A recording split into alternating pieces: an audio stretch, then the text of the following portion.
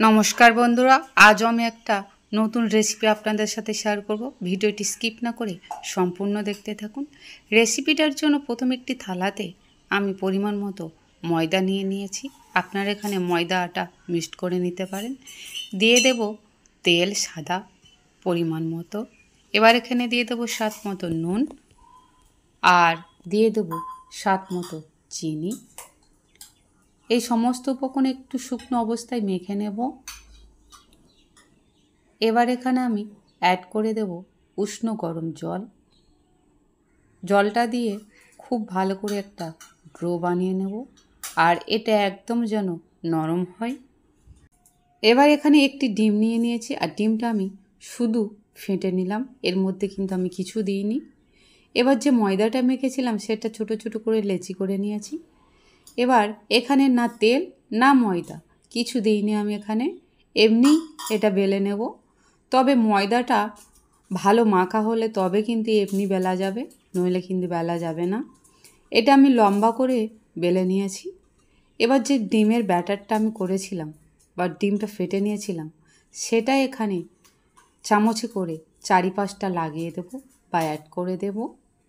এবার এখানে কুচিয়ে রাখা ধনেপাতা দিয়ে দেব পরিমাণ মতো।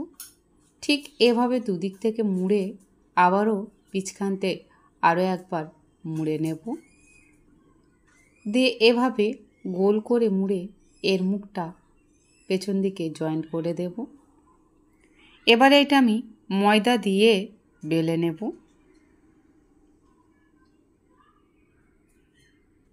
এটা খুব সুন্দর করে আমি বেলে নিয়েছি।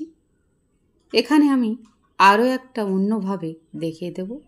একই পর্যায়ে আমি এটাও একটু লম্বা করে বেলে নিয়ে ডিমের ব্যাটারটা এখানে দিয়ে দিলাম, আর বেশ পরিমাণ মতো দিয়েছি। এবারে এটা আমি এক পাশ থেকে মুড়ব, দুপাশ থেকে মুড়ব না, ঠিক এভাবে ফের ফোল্ড করে নিয়ে এর পেছন দিকটা মুড়ে দেব। দিয়ে এটা আমি ময়দা দিয়েই বেলে নেব। আর আমি সবসময় ময়দা দিয়ে পরোটাগুলো বেলি, কেন বেলাটা সুন্দর হবে। প্যানে তেল দিয়ে এখানে আমি পরোটাগুলো অ্যাড করে দিয়েছি, আর আঁচ কমিয়ে উল্টে পাল্টে খুব সুন্দর করে এগুলো আমি ভেজে নেব। আর আপনারা দেখতেই পাচ্ছেন ঠিক কতটা লোভনীয় হয়েছে। একইভাবে আমি সবগুলো ভেজে নিয়েছি। আমার এক ধনেপাতা পরোটা আপনাদের কেমন লাগলো তা অবশ্যই কমেন্ট করে জানাবেন বন্ধুরা। ভালো লাগলে লাইক, কমেন্ট, শেয়ার, সাবস্ক্রাইব অবশ্যই।